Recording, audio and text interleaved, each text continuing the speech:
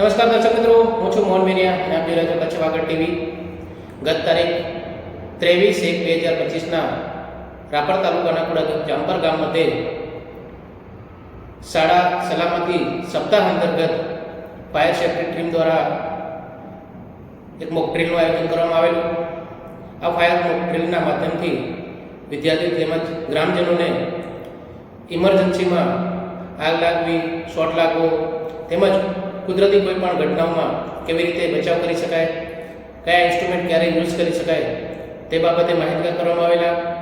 તેમજ વિદ્યાર્થીઓ પોતે તો બચાવ કરી શકે છે, પરંતુ પોતાની સાથે સાથે લોકોનો કેવી રીતે બચાવ કરવો એ સંદર્ભે પણ માહિતગાર કરવામાં આવેલા.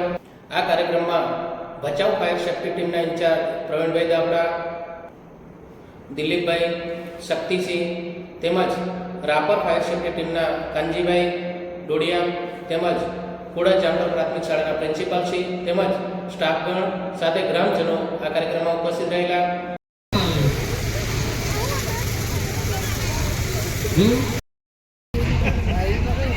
શું નામ છે છોકરા તારું? ચેતનભાઈ. ચેતન, તારી આંખ રહીને એ આગ ઉપર હોવી જોઈએ. શેના ઉપર હોવી જોઈએ? લક્ષ